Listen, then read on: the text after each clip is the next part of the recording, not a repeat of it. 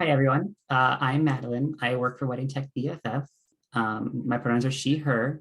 I'm going to be kind of moderating while Todd does the fun part with aisle planner. So I'll be talking for a little bit. Wedding Tech BFF, most of you probably know who we are. Oh, I also have my secretary down here. She will hopefully continue chewing on her toys and not my feet throughout this process. So if you hear me yelp, that's what that is. Wedding Tech BFF, most of you might know if you found this that we are tech support for wedding planners. We do all the boring, complicated parts behind the scenes so you can focus on what you love doing, which of course is planning weddings. And this is just the first of the many webinars we're going to have walking you through the tools that you might use and not know everything about, or might not even know exist, or maybe you consider yourself an expert and we can learn from you. We'll find out. So obviously we're discussing aisle planner today, but it might be about specific apps other times or general tech topics like what the heck is a computer? And the best part is that you get to decide what we talk about. We came up with this first one, but there actually is a spot on our website, and I'm going to put a link in the chat to it now, where not only can you sign up for our webinars, but you can suggest topics to us at the bottom of that screen. So if there's anything that you want to know, we probably already know it, and we'd love to tell you all about it. And if you want to know it, everyone else probably does too. So anything that you want us to talk about, that's a great place to suggest it. And then we can have another one of these. We'll do one every single month, and it might even be about what you want. So Todd is going to be doing the actual presentation on aisle planner today. He will stop several times to ask if anyone has any questions. And then at the end, we'll also have a final questions portion. When he suggests it, you're welcome to unmute yourself and ask away. You can write in the question in the chat at any time, and I'll try to make sure that they all get answered, whether it might wait till the end, depending on how busy we are. But, you know, we stay muted when it's not that time, of course, so we can all get Todd's helpful information, and we will let you know when it is time to flood him with questions, and I'm sure he'll have all the answers. And with that said, I will send it over to Todd to wow us with aisle planner's layout and seating tool. Awesome. Thank you, Madeline. So I think I know most of the people in the room. There are maybe a couple who I don't, but my name is Todd Harper. My pronouns are he, him. I am one of the first few certified aisle planner VAs. Thanks, Kimberly. What that means is I set up aisle planner accounts for folks like you, and I hope to be able to kind of just like share information about using the platform. In addition to being the owner of Wedding Tech BFF, I am also a full-time planner with my own business in Minneapolis, Minnesota, called Woodland Events. So in addition to setting up the aisle planner for other people, I use it daily in my own business. So I am in the trenches with you. So today we're just going to go over the, as Madeline said, the layout and seating tool. Please feel free to ask questions. I want to know what you want to know about the platform, especially since there are so few of us in the room. This is a great time to get your questions answered. If there's anything that you've ever if you've used the tool and you're like, I can't figure out quite how to use this part of it, and I don't cover it in my planned presentation, I'm happy to go out of my way to answer that as well. I want you to know that you're not going to hear any like sales pitches in this webinar. This is about teaching you to use this tool, not about telling you all about the services we offer. So this is for learning aisle planner better. Okay, I'm just going to share my screen real quick.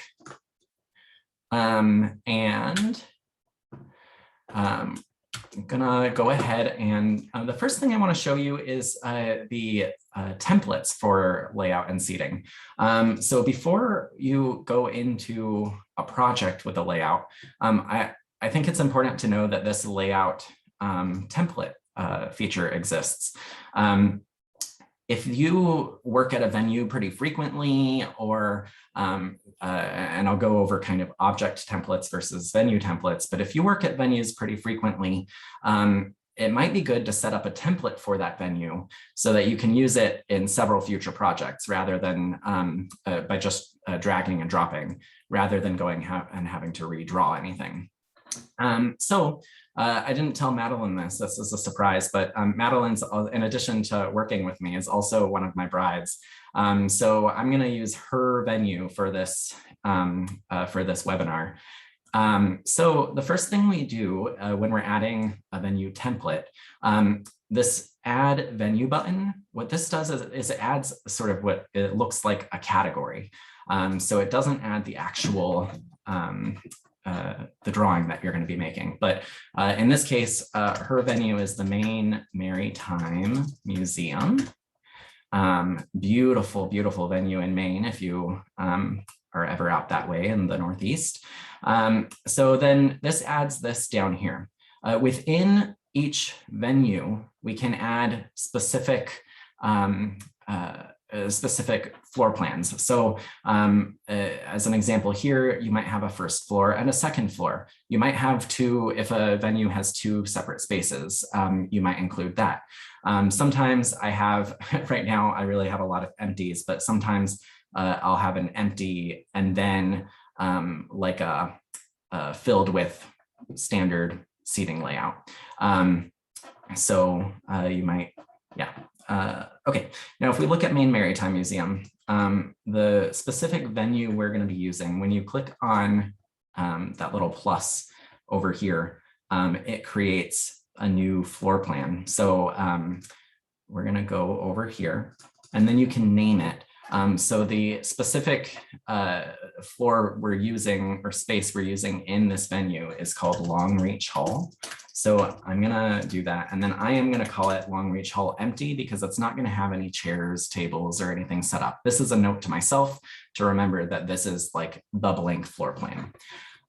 You can add a description just if you want to have extra details about that venue. So maybe we want to know that this holds up to 150 seated or something like that. These are just internal notes for you. Keywords, this is important, and I'll show you why in a little bit. But if I say, I'm going to say it's in Maine, I'm based in Minnesota, so this is a kind of remarkable for me. Maine, I'm going to say maybe it's indoors. And just to throw in a random word, I'm going to say star. I don't know why we're saying star, but I will show you why that's relevant later. Okay, so we need to draw our venue. There are several ways you can do this. If you know sort of like the general dimensions of the venue, you can come in and say draw, and you could make a rectangle, say it's just like a big 60 foot by 60 foot space. We can draw this here and keep dragging the corners till it's 60 by 60. We can also adjust this over here in the shape menu to say size, maybe it's actually 58 by 60, a little bit rectangular and not so square. So this is one way. If you just know the general dimensions, you could also, if you know that it's, if it's kind of a more complicated space, you could draw a series of lines and, you know, until you have it the right size and shape. But for Long Reach Hall, what I'm going to do is I'm actually going to say draw image, and I'm going to pull up an image of Long Reach Hall, and it's this one here. Open. All right. So now we have Long Reach Hall here, but right now, Aisle Planner is just basing the size of this on the size of my image, not the actual dimensions of the venue. So what we need to do is go over and after we've clicked on the image, say set image scale. And what this is going to do is let us draw a line between 2 points to decide how big this venue is. So in this case, I'm going to draw from this wall over to, I'm gonna press and hold shift to make sure that's a nice straight line. And I'm gonna draw it to right there. And I've got another drawing of this space that I'm just gonna show you here. I know that the length of that wall is that is incorrect. It's 39 foot 6 inch. So I'm gonna go ahead and see right now, aisle planner thinks it's 160. Oh, sorry, no, I think it's 70 feet. Gosh, what did I just say this was? 39 feet 6 inches. So I'm gonna type in here 39 feet 6 inches, set scale. You can see it got a little bit smaller, but now it is the right size. And so you could say that this is the end of this sort of venue drawing. We could say we're done. One thing I like to do is also add, and I'll show you how to do this in a minute. I like to add a compass, and just so I always know which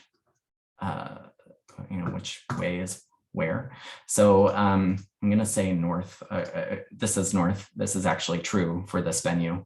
And so I'll stick it here. Now, anytime we draw with this venue, that compass is automatically going to show up. Let's see. Yeah, that's all I'll use for this. Okay.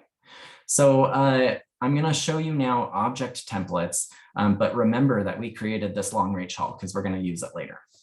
But for now, you can create anything in Aisle Planner, and you can use it in any of your layouts. One thing I like to do is, you can see here I have different things for place settings. Obviously, they're very rudimentary, like this spoon is just a line with a circle on it. This is so I can help clients visualize what their tablescapes are going to look like. You can, and here's like a standard place setting with a charger and a plate and glasses and a knife, fork and spoon. And we can drag that into projects as well. Again, we just add a category. That's what these gray bars are. And then if we click on the plus within the category, that's how we add specific items. So that compass that I showed you, it's just, I put it in a category called document aids. These are things that kind of what I use to create special layout documents for my clients.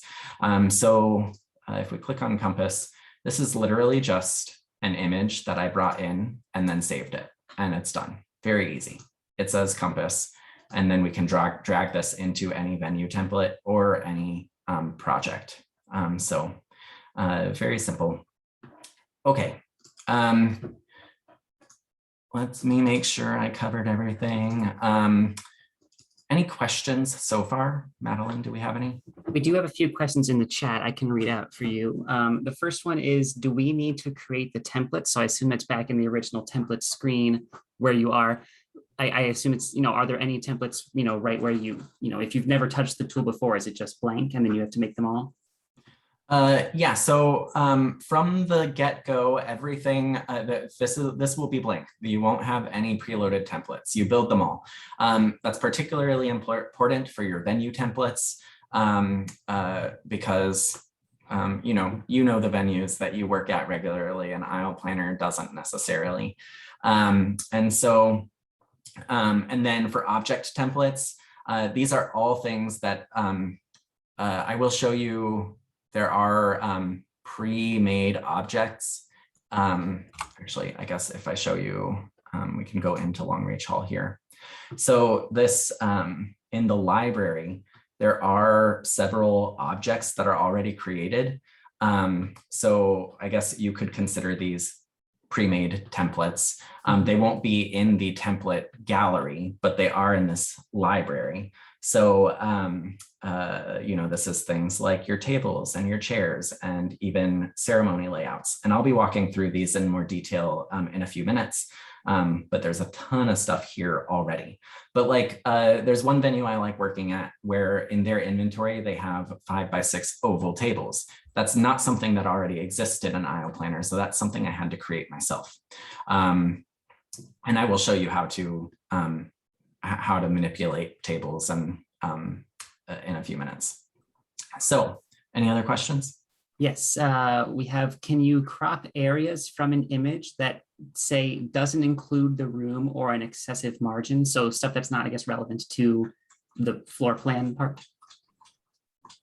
Can someone, the person who wrote that, come on and ask that question? I just want to be sure I understand what you're asking. Diane, you can go ahead and unmute yourself.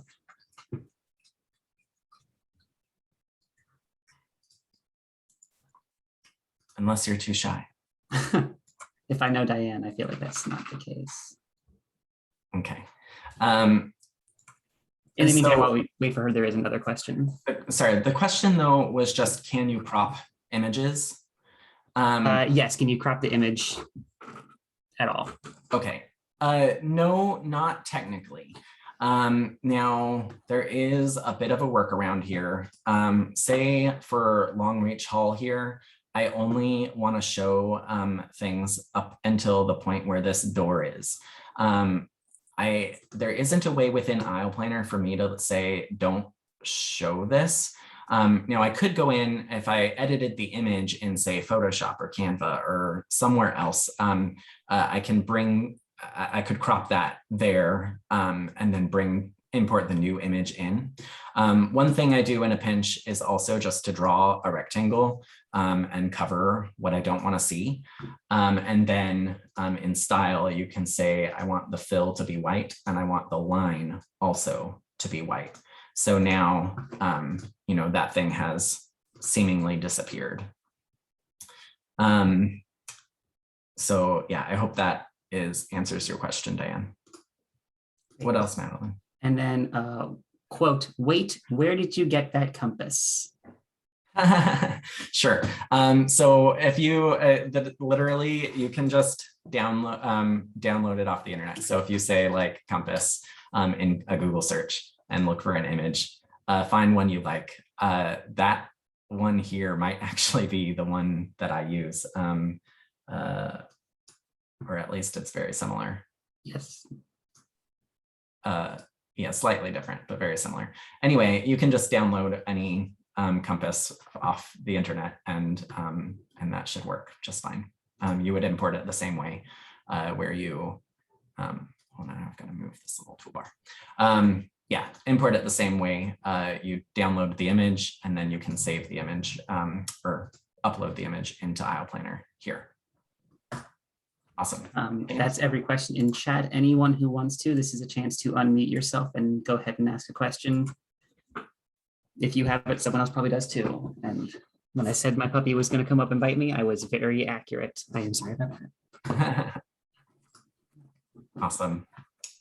We'll go ahead and move on.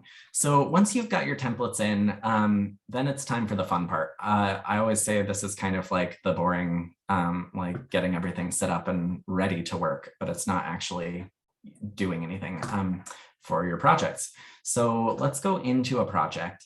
And if we go to the layout and seating tool, that's where we're mainly going to be working today. Again, we can go to venues here.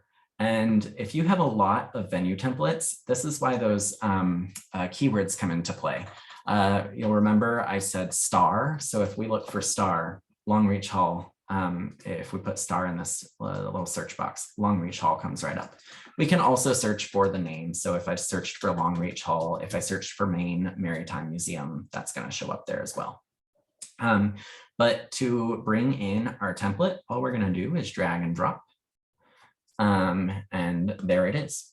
Now, if you aren't working with a venue template, say it's a venue that you know you're only ever going to work at once and never again, you don't need to create a venue template. You could just, in the same way we did before, either by drawing it or by bringing in an image and setting the scale, you could just draw the image within the project and not create a venue template. That is fine. Okay, So now we get to do the fun part. So I'm just gonna show you, if we go to the library here, obviously I've got the first things that show are all of the templates that I've created. So we're gonna skip those for now. But then you can look for just whatever you know you're bringing into the project. So say you have 60-inch round tables, they seat 8 people each. And we're just going to start putting these around. A few, since you won't see what I'm doing here, I'm using a keyboard shortcut, Command-C, Command-V. If you're on a PC, that's going to be Control-C and Control-V to copy and paste. So you can see now I've copied and pasted that. As we drag these around, you're going to see these circles appear. Now the circles mean well, it's a 2-foot 6-inch diameter circle around the table. You can see here it's the service area, so that we know that there's space between the tables for servers and guests to pass.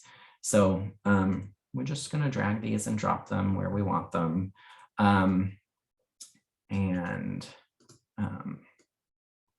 Let's say that's good enough for now. Obviously, you can see this is like running into a staircase. In real life, this is the upper stairs, this is the lower, so this doesn't actually hit anything. So it's fine where it is. Now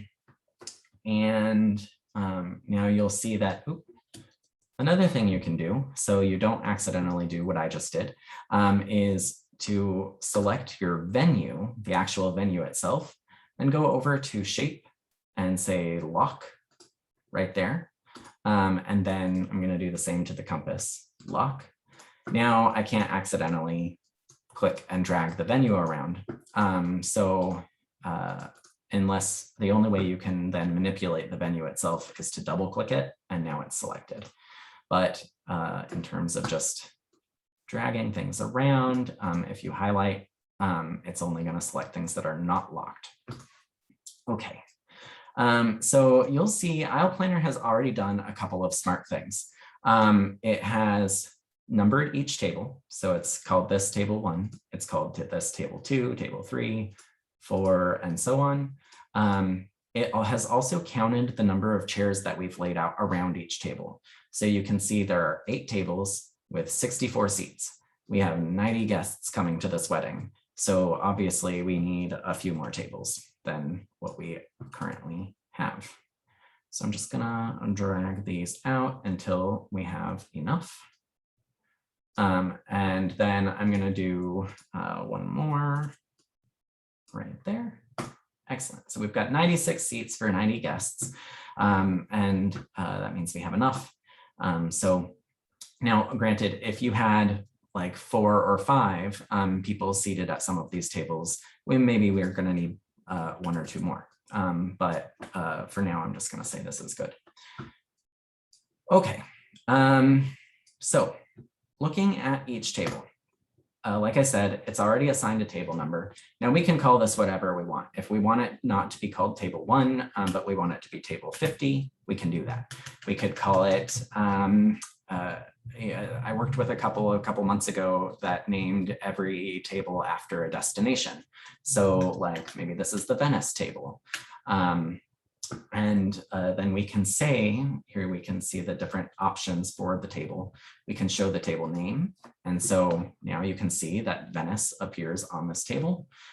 We can show the seat numbers if we want. So we know that this is seats 1 through 8. We can show the guest names. Right now, we haven't assigned any guests, but I'll leave that checked so that when we add guests later, you can see how that works. And then we can show meals. So you can see down here in the lower left corner, it says there are 19 guests with chicken and 19 guests with beef. We'll look into that a little more closely in a few minutes. But also within this shape panel, we can change all of the different properties about the table. You saw earlier, I have a 5x6 oval table. I created this template by manipulating a different table. So we can choose whether it's a square or a rectangle table. We can change it to a half round table. Obviously, that's a little cramped for 8 chairs. And then we can change it to a serpentine table, very much also too cramped for 8 chairs. So thinking that maybe it's a serpentine table, I'm going to put 3 chairs. So down here, you say the number of seats, the count, and aisle planner automatically and smartly redistributes the chairs evenly across the table. Now, say I want 2 chairs, but I don't want them to be that far apart. Maybe I want them to be right next to each other. There is a little bit of a workaround to do this. Say I want, we would put 5 chairs to start, and then, let's actually do 6. And then what we can do is just go individually and delete these chairs. So what I'm pressing is delete on my keyboard. So you'll see chair 5 here, press delete, it's gone. Chair, now this has been retitled to chair 5 and it's gone. 1 and 2. So now if you had just put 2 here, it would space them out a bit evenly across the table. But now because I went and added more and deleted some, the 2 are right next to each other. Totally a personal preference. If you don't care that, 2 looks like that, then by all means, just type 2 in the number of seats. But that is a little way to be a little more manipulative about the chairs. I also like to delete chairs if I know that one is reserved for a wheelchair. Sometimes I will come in and just say like, oh, this is chair 1. I'm going to delete it because I know that a wheelchair needs to be seated there. So rather than saying there are 7 chairs around this table and now they're distributed evenly, I can leave room for a wheelchair just by deleting a chair. Obviously, the problem here is that if a chair is deleted, a guest can't be assigned to it. So another way you could handle wheelchairs is to assign the person in the wheelchair to that chair and then come in and change the style of the chair so that the line doesn't exist. So now when you print it, the chair still exists right here. But when you print it out, it is showing as there's nothing there. So your team or the catering staff or the venue staff, whoever's setting out the chairs, knows to leave an empty spot there. Okay, I hope that all makes sense so far. Let's keep looking at more of these shape options. Again, to make an oval, all we have to do is change either the length or the width of the table. So in this case, maybe it's a 5 foot by 6 foot circle table. And there we go. We have a stretched out table. And we can increase the chair count, we can decrease it. Again, you kind of are free to, I always like putting 5 chairs at an oval table because it looks like a turtle and that's fun. Anyway, so that is how you kind of manipulate and stretch tables. You can also change the seat style. So, this is like a standard banquet chair. If you have Shivari chairs, you can put those. They're a little skinnier, a little longer. I personally don't use this very much because it doesn't manipulate the image enough to matter for me. But if you know that you have like really wide chairs, maybe they're like 2 foot wide chairs, that could certainly have an impact. Oop, actually, let's undo that and put the length at 2 feet. So if you have really, really wide chairs here, that could obviously impact how many you can fit around a table. So you may want to work with that if you're working with odd shaped chairs. Okay, you can drag these tables around. You can rotate them by holding on to the little dot that's above here. So, you can get the chairs positioned exactly how you want them. And so now, yeah, that's basically everything there. If you know that you never want this table to be able to move, you can lock it. again, just like the venue, now I can't select it and I can't move it around. I'm going to leave it unlocked for now, but that's that. Let's look at the style menu. So the style menu, I kind of already showed you a little bit with making one chair have a white line for a wheelchair. But if we want, we can also click on a table. I like to change the table color. If you come into this palette, you can drag over to the white side and then you can choose different colors. But actually I'm adjusting the line right now instead of the fill, which is actually what I actually want. So if we know like we're using dark navy linens, maybe we can come in here and make the table blue so that we know when we have all of our linens on the day of the wedding, we can look at this printout really, really quick and just see that they're blue. Now, if we want to also make this table blue, but we want it to be exactly the same blue, you can kind of come into fill and you're like, wait, I don't know how to match the exact color. If you click on the drop-down box here that says standard colors, you can also see colors in layout. And this takes all of the colors that are already exist in our layout here. And we can just choose the exact same blue. There it is. And we could come through and do that for every single table. Okay. We can also change for, this doesn't make so much sense for tables, but if you had, say, like, I don't know, like a curtain that's hung over here, we might want to change how this line looks. So I'm just going to click on the line, and then we can change the style of it too. Again, you can change the color if you'd like. Maybe it's a red curtain, so I'm going to make it red here. We can change the thickness. So right now it's a 0.5 line, but maybe it's a really thick curtain. So I'm going to make it 2 pixels, or maybe even 3. Make it extra thick. We can change the, we can make it a dashed line if we want. If we say -2, gap 4, just by manipulating this, we can change how this line looks. Maybe I actually want this to be a 10 dash and 2 here. So now we've got this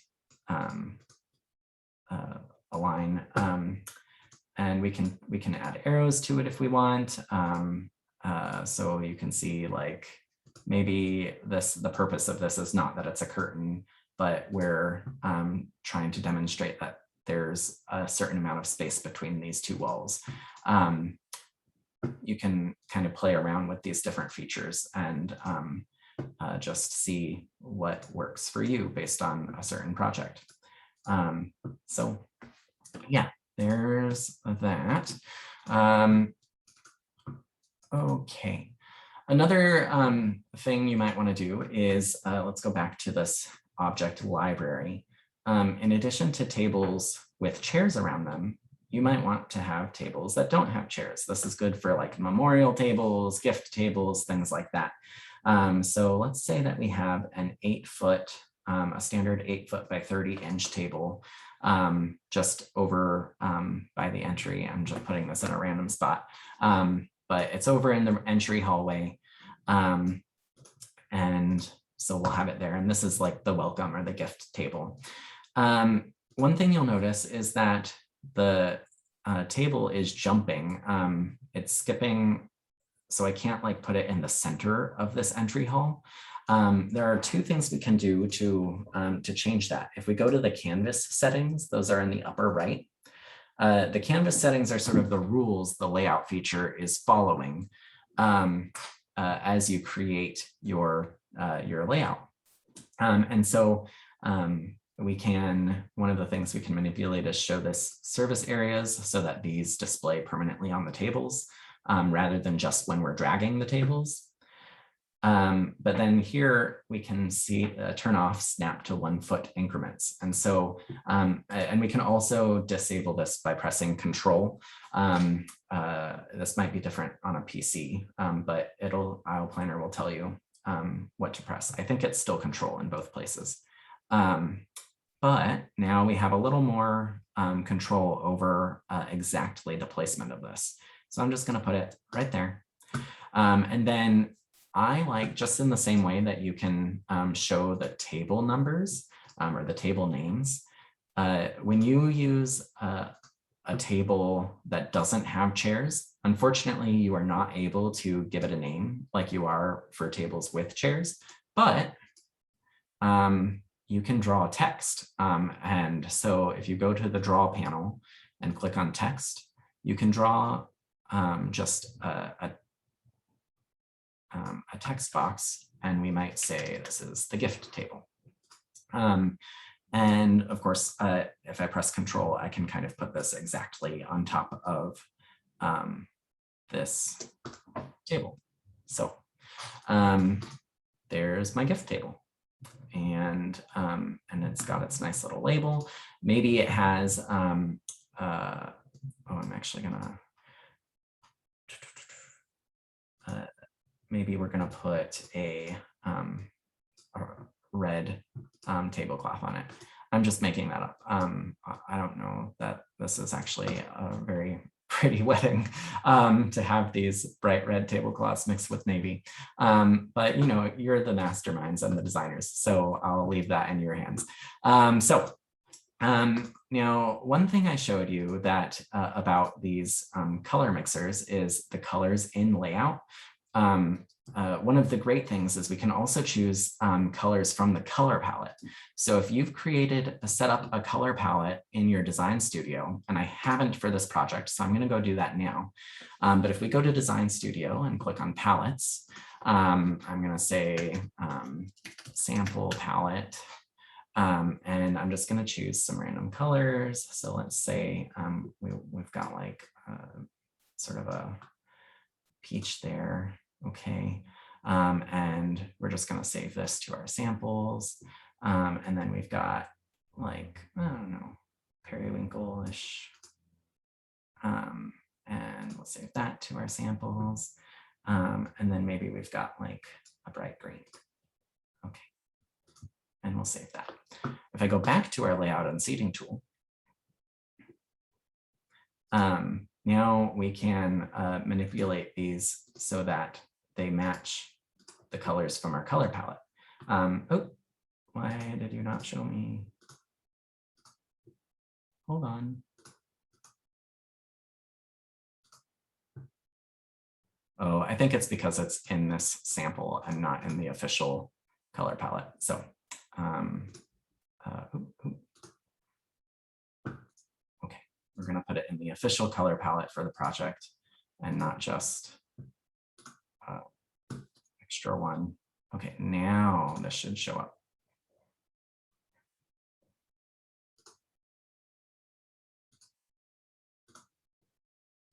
Color palette. There you are. Okay, so now we can choose between our official project colors.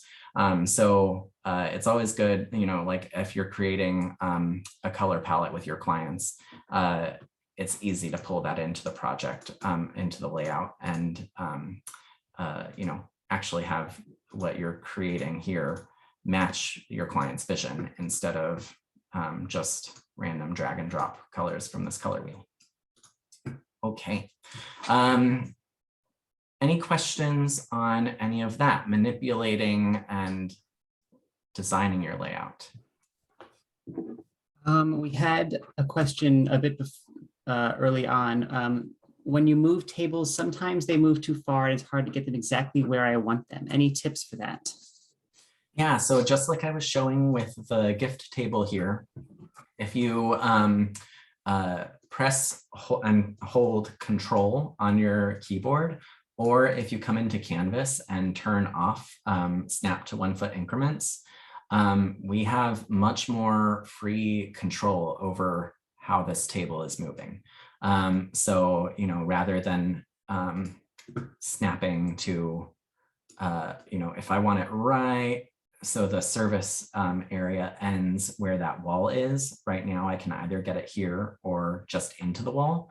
But if I press and hold Control, I can get that service area right where the wall is. So you get a lot more control over tables that way. Great. Control gives you control.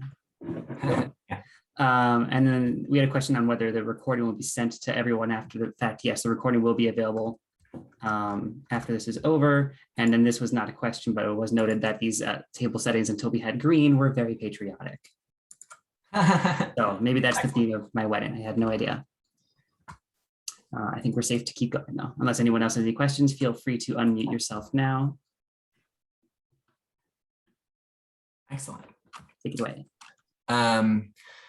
All right, let's talk ceremonies real quick. So obviously we're setting up for a reception here, but what if we want to do a ceremony as well? Now, if we're in the same space, well, regardless of whether we're in the same space or a different space, we can, maybe if your ceremony is going to happen over here, you can set it up over here. But maybe if it's happening in the same place, what we're going to do is create a new drawing. So we can save both this reception drawing, and as you can see up here, there's a little drop down where that says reception. And we can add a new layout. So our new layout, we're just going to call ceremony. And we're going to choose the guest list ceremony. That's people attending the ceremony. And start with a blank canvas. And again, we're just going to come and drag in our venue, Long Reach Hall. There it is. And then we can work off of this. So go back to our library. There is down here different options for ceremony seating. Obviously, there's a very traditional straight layout. With a lot of my clients, I love doing chevron pattern seating. So that's what I'm going to use here. But if we imagine that the front of the ceremony is up here, let me zoom in a bit. I'm going to draw a rectangle that's just going to be, and actually I'm just going to make it a text box. And I'm going to say this is the arch. The style, I'm going to, yeah, great. And then I'm going to draw a rectangle around that to display our arch. Now you can see that this rectangle covers the text. The way to fix that is to click on the rectangle and say send backward. Now it's going to go behind the last thing, or the thing that was created just before it. If you had 500 things and there was the first thing you created and the 500th thing you created, it would take 499 clicks of send backward to get the thing behind the other thing. So in that case, you just want to say send to back. Now, if I send to back, it is now behind the venue. And that's not ideal. So if you click on the venue, we can say send that to back. And then I'm going to take the arch and say send backward. Oh, I didn't send it backward enough. Send backward. There it is. Okay. Again, just that demonstration of if you send things backward or to the back, it might take a while for you to find the layer it's in and say, oh, keep sending back until it's behind the thing you want it to be behind. Okay, we're going to put the arch where it goes, right up here into the center. Again, aisle planner is snapping and it's not letting me get the center of the arch really right on the center line there. So I'm going to press Control and put it right where I want it. And then, okay, again, aisle planner is smart. It's keeping track of our guest count. We know there are 90 guests, but maybe there are 10 of them standing up at the front. We're going to only work with 80 guests. So we're going to tell aisle planner that we need 80 seats. That's what this required box is for. Now, the math worked out that it was able to give us 80 seats exactly. But let's say that we only are going to have 6 seats on each side. Now it's in order to keep the same number of chairs in each row, it's actually added 4 chairs. So now there are 84 instead of 80. That's fine. There are still enough for, I mean, there are more than enough for the guests that we have. And then a little bit in between. There's a ton you can do to manipulate what this looks like. Say, you know, we have a 6 foot wide aisle. Maybe we want it to be a little wider because we know that in the procession, there's going to be one group of 4 people walking. So we're going to make this like 8 feet. And that gives us a little more room for people to walk through. We can we can change the angle of the chevron. So right now it's by default, it's set to 15 degrees, but we could make it 40. That's pretty extreme, but you see that you are able to do that. So you can make that whatever angle you want. Then you can add curvature. So watch the rows right now. They're all very straight. But if you wanted to kind of curve them around, you can certainly do that. Maybe we say it's a 50% curvature. And we've made these curved chevron rows. This is really great if you have, I've seen trending some just circular seating arrangements around the center. So if you wanted a full circle of seating around the wedding, this would be a great way to help work that in. If maybe we know that we need 5 extra rows for whatever reason, we just, we want to fill out the space a little more. So even though it's more chairs than we need, now it's saying there are 144 when we need 80. We just know that we want that space filled out. So there we go. We added 5 extra rows. The step per row means, well, I'll just put in 4 and you'll see how that changes things. This made things a lot bigger. What it did is it added 4 chairs to each row from the one in front of it. So for a little less intense of an example, we see that this front row has 6 chairs, the row behind it has 7, and so on. So you can expand your chairs that way. We'll keep this 0 here for now. And then you can do, again, you can manipulate so much here. It's pretty robust and incredible. And I recommend just clicking around and playing with things. We can change the distance between each chair. So right now it's set to 2 inches. Maybe we make it 4, and now there's more space between each chair. If you need more or less space than 1 foot 4 inches between each row, maybe you need a full 2 feet for whatever reason. That just added space between each row. And so lots to manipulate here. It's pretty cool. I recommend playing with it. Once this is set, I always like to say locked, just so I can't accidentally come in and drag it around. I just know it stays put. So yeah, that's how you would go do your ceremony seating. Now, if we click back to reception, bam, it takes us right back to the other drawing we had. And we can switch back and forth between those two as much as we want. And the great thing is Aisle Planner automatically saves your work. So you never have to worry about pressing save and then losing everything. So yeah, there's that. Okay, let's say this reception is looking pretty boring. There's no dance floor. So let's add a dance floor. We can, I like to just draw a big rectangle at the dimensions that you want it to be. So let's say this is a 15 foot by 10 foot dance floor. So I draw that big rectangle, and then I like to draw text over it just so that we know what we're looking at, and say dance floor. And then I'm going to copy this gift table, control paste. And I'm going to rotate both the text and the table itself. And I'm going to make the text read DJ. So this is now our DJ table. And one of the things that is in the default aisle planner drawing library is speakers. So I'm just going to draw speakers here. Now, the reason I'm showing you this is sometimes when I create venue layouts, I also like to notate the location of each electrical outlet.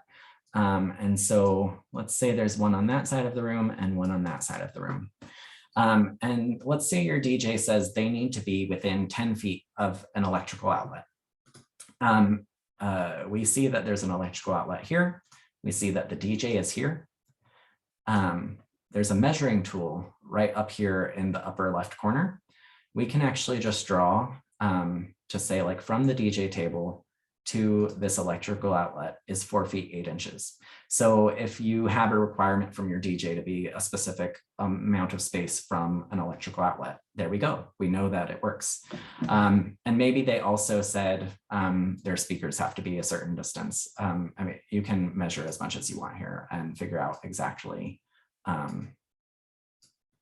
here we have 16 feet 11 inch between each speaker, 2 foot 9 inch to the wall, et cetera, et cetera. You can tell, and this is relevant for more than just DJs. Obviously, if we need, we can tell the caterer like how far it is from the kitchen to the farthest table if they need to know that. So if we kind of say like, oh, it's 17 feet that way. Oops, just gonna go back to that. So it's 17 feet from the kitchen to say if there's a doorway here, 20 feet, I guess, and then 40 feet 8 inches to the furthest table. Obviously, your caterer probably doesn't need that specific of info, but if it's nice to be able to share with them if they need it. Awesome. Any questions on any of that so far?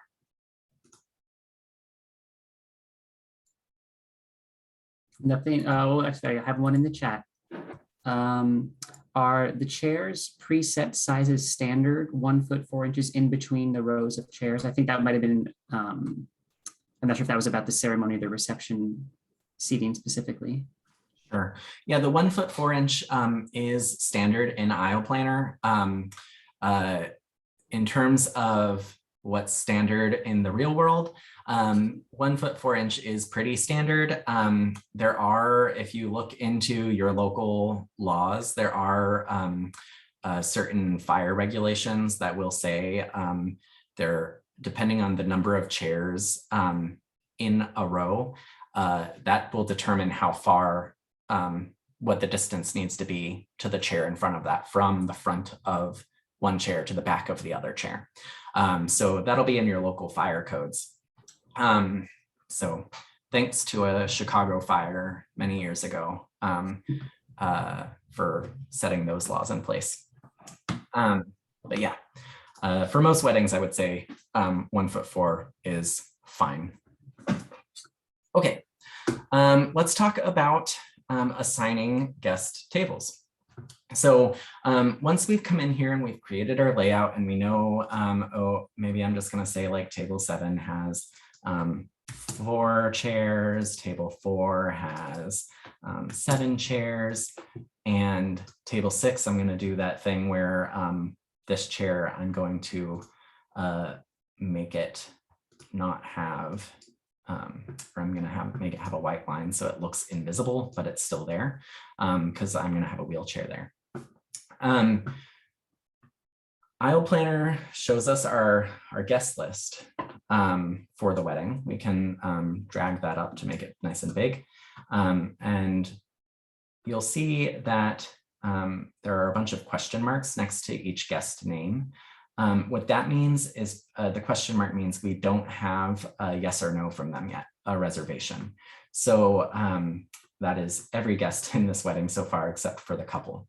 But I'm going to pull the couple into this Venice table. We're going to say that's our head table. And there are a couple of ways we can do this. We can either, if we have a chair selected and we look at the shape palette, we can drag our folks' names to just the list of chairs over here. We can drag them to a table to randomly assign them to a chair at the table. Well, not randomly, it goes in the order of 1 and then 2 and so on. But say I want Ashley to be at chair 2, and then I want Tristan to be at chair 1. Okay. And then we can see here, Aisle Planner is already showing us that Ashley here wants the beef and Tristan wants the chicken. And I'll talk to you a little more about menu selections in a second. But if we go to the guest panel here, we can see that, well, there are a few things we need to know. That folks are coming to the ceremony and reception. That's going to remove, when we say they're coming, that's going to remove the question mark that was next to their names before. And then we can say groups. Now, this is a personal preference for you, but I always like to tell my clients that I recommend not having groups that are larger than about 10. And I'll show you why that's relevant in just a second. But let's say this is part of Tristan's family, and these are all Tristan's family members. And then we have Ashley's family here.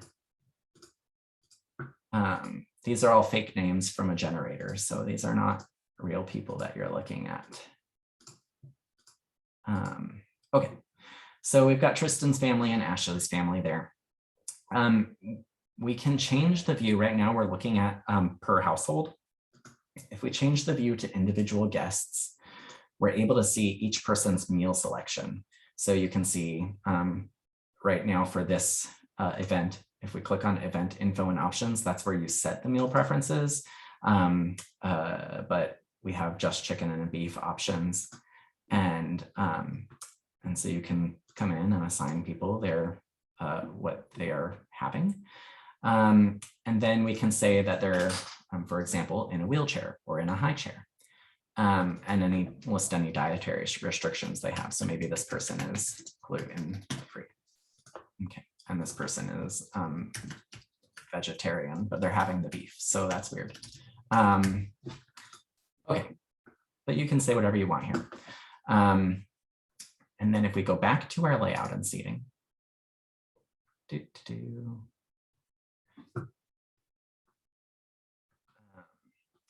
Oh, sorry, guest list. Now we can see some of them have, they don't have those check marks next to them. And Aisle Planner's done this wonderful thing and categorized them. So now we see that Tristan's family is here and we see that Ashley's family is here. And here is why I always recommend to clients trying to keep groups to less than 10 or less than 8, however many the max number of chairs around a table is.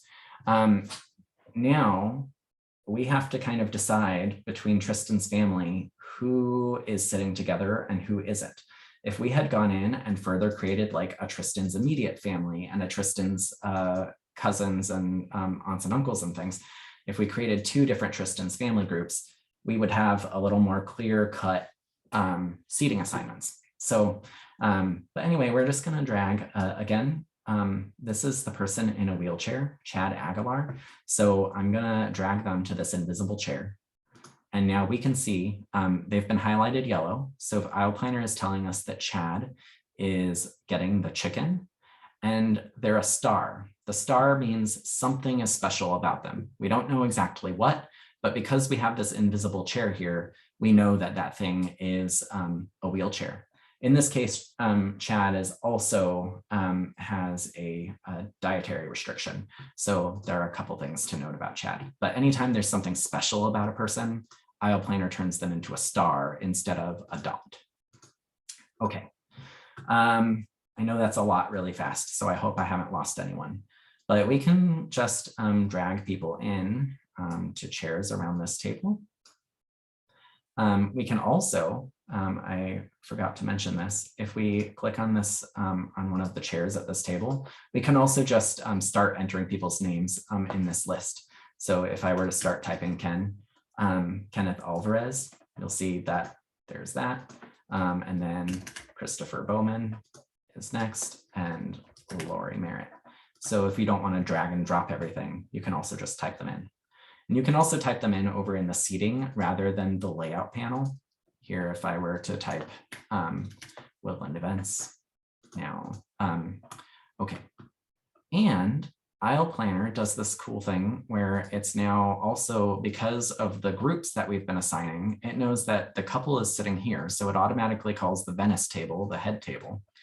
It knows that Woodland Events is a vendor. So it's calling table 2, the vendor table. And everybody that's in Tristan's family is at table 6. So that's the Tristan's family table. So that's pretty a pretty nice way to kind of like say, oh, I know that table 6 has all of Tristan's family. On the day of the wedding, you can quickly recall that and say, oh, all of these important people are seated here. Or if a vendor comes up and says, is there a vendor table? You can say, why, yes, there is. It's table 2. Great. All right. And then as we drag people around, they're automatically going to be shown their meal selections. Now, say we want the meal selection, these colors to sort of match your chosen color palette. You can totally do that by clicking on the meal color over here. You can change to, like, I always have yellow as chicken, red as beef, and green as vegetarian. That just is what makes sense in my brain. But if you're wanting it to really be to match what's going on, you can always say, oh, chicken is this this blue color that we chose, and beef is this pink color that we chose. You know, you can make it really match the colors from the color palette of the wedding. So awesome. Any questions about any of that? Nothing in the chat. So if anyone wants to chime in, this is a good chance, but there's still more yet to come. Great. I'm just about finished with this part of with this presentation, but the last thing I want to show you is printing. So you can download this layout as a PDF. And when you're doing that, there are plenty of options. So depending on the shape of things, you may want this to be on a landscape or a portrait setting. I think this venue looks nicer in a portrait setting. You can adjust the margins around the drawing. And obviously we can show or hide the margins here. You can also say, I don't want all of this showing. I really want to be zoomed in on this part of the drawing. We can just come in and adjust the scale. So maybe if I make it like, I'm going to say 70%, that gets us pretty close. But maybe if I say 80, that's even closer. Yeah, so now I'm zoomed in on just the part of the drawing that I really want to see. And then we can decide what to show and what not to show. So you can hide and see table numbers. You can hide and see seat numbers, and you can show or hide the meals. So if I really want to know that there are these people having beef at this table, then I can leave that on. If it doesn't matter, then if you turn it off, they just turn to gray dots and everybody becomes these gray dots. And then you can choose whether or not you want to show the guest list. So I'm going to click yes to that. And it takes a minute to export.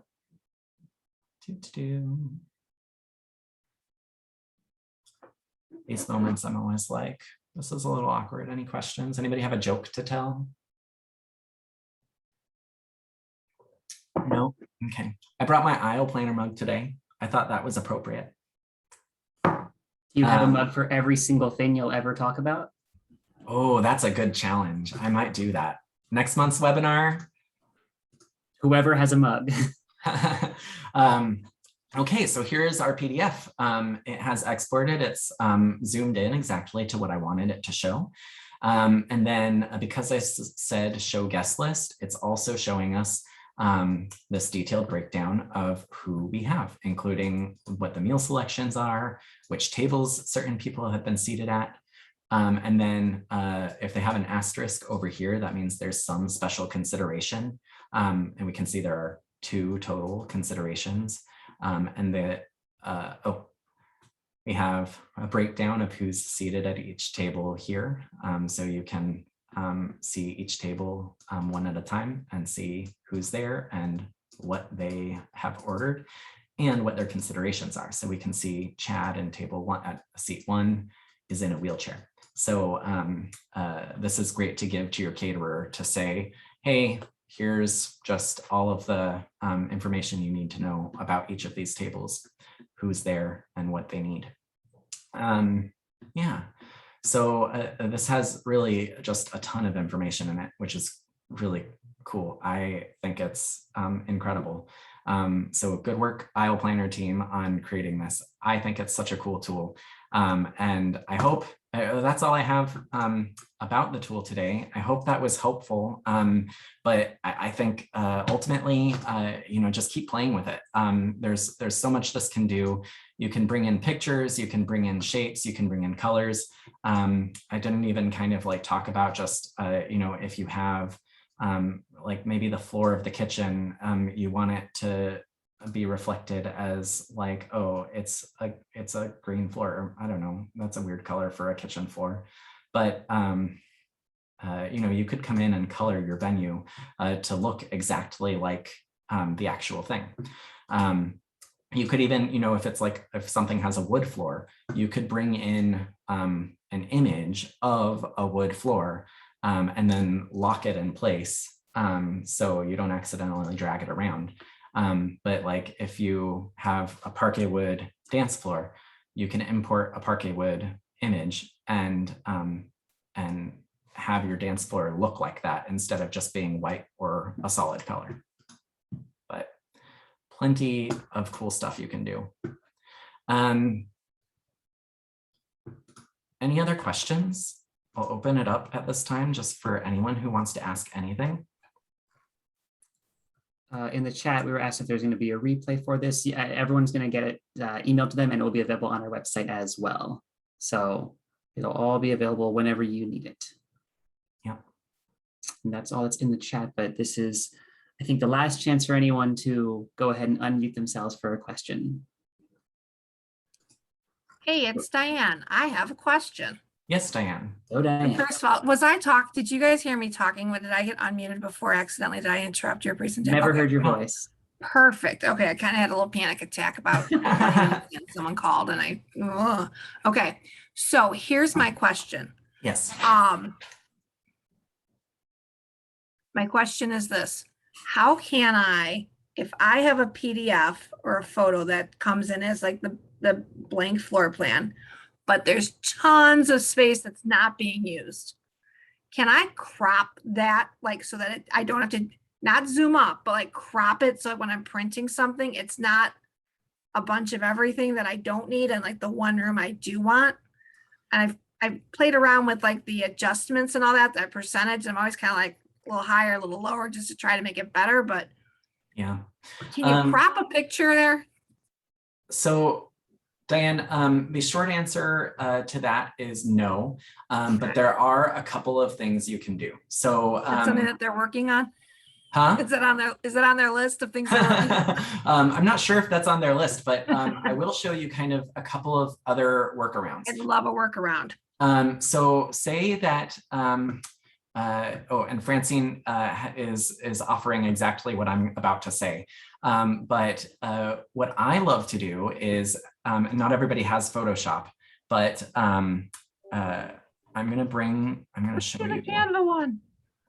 So just drop it into Canva and then crop it through Canva and save it. So here, I am not sharing my screen anymore. I apologize. So I just brought this into Photoshop. And you can see this is the same venue, but it has a bunch of like stuff written on it. So before bringing this, the final thing into Aisle Planner, which looked like this, you can see how this is quite different than this. Mhm. It doesn't have the outside edge. It has all of these inner markings removed. So I just went into Photoshop to edit this, and you can do that in Canva or Photoshop. Another way to do it, if you don't care about editing what's inside and you really just need to crop it, one thing you can do is take a screenshot. So like on a Mac, and there's similar functions on PCs, but on a Mac I can come in and this is my screenshot tool. I can just drag the portion that I really want to see. So say this is all I care about in this venue. Now my computer has saved, or it's in the process of saving.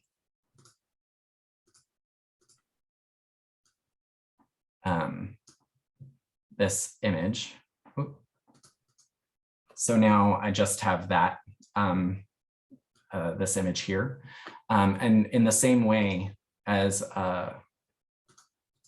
uploading the full venue image that I did before, I can come in and just upload this portion.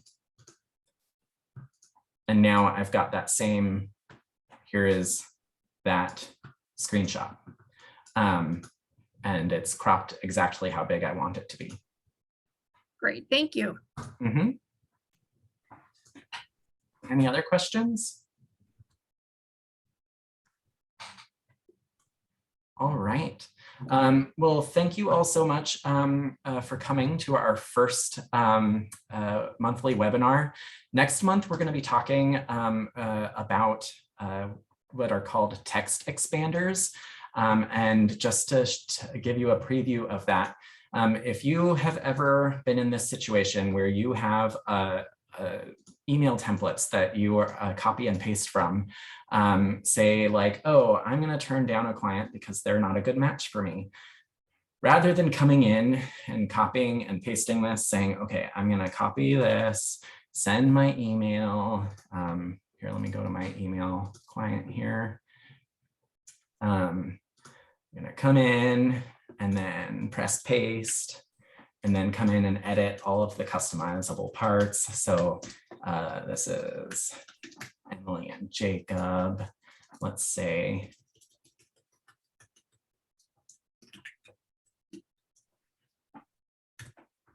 And, oh, I think so-and-so might be a better match for you. Madeline's events. And Madeline's email address is Madeline at Madeline's events.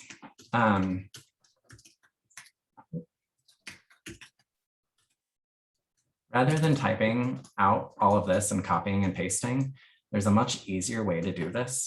And it's using a magic thing called text expanders.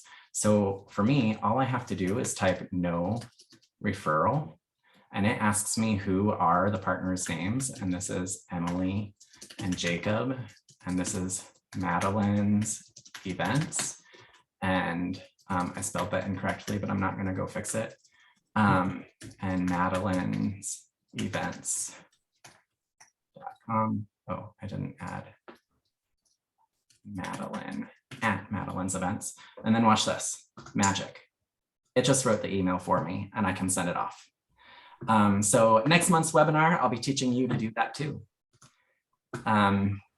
Mind blown. Awesome.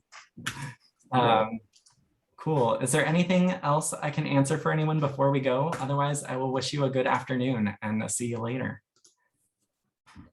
Thanks so much, Todd. That was great. Thanks so much, guys. Thanks, Appreciate it. Todd. Of course. And you'll all be getting just an email with the replay of this, and then it'll also go on our website. So make sure you share it with your friends. I'm coming every month. Thank you. Yeah, thank you all. Bye. Bye.